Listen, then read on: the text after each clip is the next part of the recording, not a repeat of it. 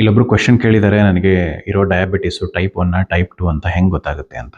Type 1 ಅಂದರೆ ನಿಮ್ಮ ಬಾಡಿನಲ್ಲಿ ನಿಮ್ಮ ಇನ್ಸುಲಿನ್ ಪ್ರೊಡಕ್ಷನ್ ಆಗ್ತಾ ಇರೋದಿಲ್ಲ.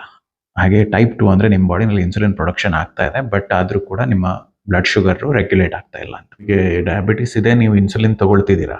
ಕೆಲವೊಬ್ಬರಿಗೆ ಟೈಪ್ 2 ಡಯಾಬಿಟಿಸ್ ಇರೋರಿಗೂ ಕೂಡ ಅಂದರೆ ಸರಿಯಾಗಿ ಅವ್ರ ಬ್ಲಡ್ ಶುಗರ್ ರೆಗ್ಯುಲೇಟ್ ಆಗ್ತಿಲ್ಲ ಅಂದರೆ ಅವರು ಇಂಜೆಕ್ಷನ್ ತಗೊಳ್ತಾ ಇರ್ಬೋದು, ಬಟ್ ಅವರಿಗೆ ಲೇಟೆಸ್ಟ್ ಸ್ಟೇಜಲ್ಲಿ ಸ್ಟಾರ್ಟ್ ಆಗಿರುತ್ತೆ.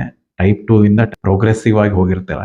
ಇದನ್ನ ಕಂಡುಹಿಡಿಯೋದಕ್ಕೆ ಒಂದು ಸಿಂಪಲ್ ಟೆಸ್ಟ್ ಏನು ಅಂದರೆ ಸಿ ಪೆಪ್ಟೈಡ್ ಟೆಸ್ಟ್ ಅಂತಿರುತ್ತೆ. ಸಿ ಪೆಪ್ಟೈಡ್ ಟೆಸ್ಟ್ ನಿಮಗೆ ನೀವು ಟೈಪ್ 1 ಟೈಪ್ 2 ಅಂತ ಹೇಳೋದಕ್ಕೆ ಒಂದು ಸಿಂಪಲ್ ಟೆಸ್ಟ್. ನಿಮಗೆ ಶುಗರ್ ರಿವರ್ಸ್ ಮಾಡಬೇಕಾದ್ರೆ ಸಿ ಪೆಪ್ಟೈಡ್ ಲೆವೆಲ್ ಏನಾದರೂ 0 ಇದೆ ಅಥವಾ ಲೋ ಇದೆ ಅಂದರೆ ಅದನ್ನ ಆ ಥರ ಕಂಡೀಷನ್ನ ರಿವರ್ಸ್ ಮಾಡೋದು ಕಷ್ಟ. Type 2 majority of the people, almost 90 to 95% ಜನರಿಗೆ ಇರೋ ಡಯಾಬಿಟಿಸ್ ಬಂದು type 2 diabetes.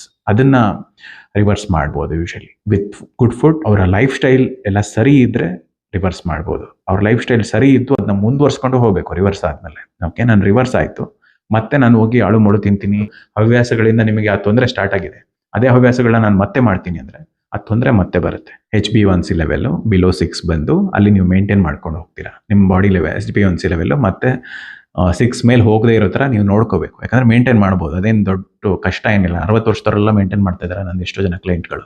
It just that ಕೆಲವೊಬ್ರು ಸೀರಿಯಸ್ ಇರ್ತಾರೆ ಅವ್ರ ಹೆಲ್ತ್ ಬಗ್ಗೆ, ಕೆಲವೊಬ್ರು ರುಚಿ, ನಾಲ್ಗೆ, ಚಟಗಳು ಇದ್ರ ಬಗ್ಗೆ ಸೀರಿಯಸ್ ಆಗಿರ್ತಾರೆ. ಬದುಕಿರೋದೇ 4 ದಿನ, ಕಷ್ಟಪಟ್ಟು ಒದ್ದಾಡಿ ನರಳಾಡಿ ಸಾಯೋಣ ಅಂತ ಆಸೆ. ಅದು ಪರ್ಸನಲ್ ಚಾಯ್ಸ್ ಆಗುತ್ತೆ. 2 ಥರ ಜನ ಇರ್ತಾರೆ. ಒಂದು ಸರಿ ಏನು ತಪ್ಪೇನು ಅಂತ ಗೊತ್ತಿದ್ದು ತಪ್ಪುಗಳನ್ನ ರಿಪೀಟ್ ಮಾಡ್ತಿರೋರು.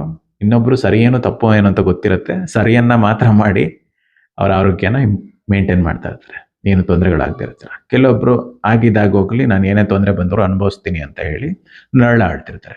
ಅದು ಪರ್ಸನಲ್ ಚಾಯ್ಸ್ ಆಗುತ್ತೆ. ನೀನು ಸರಿ ನೀನು ತಪ್ಪು ಅಂತ ಹೇಳೋದಕ್ಕೆ ನಾನು ಯಾರು ಅಲ್ಲ. ಒಂದು ಐಡಿಯಾಲಜಿ ಹೇಳ್ತಿದ್ದೀನಿ ನಿಮಗೆ.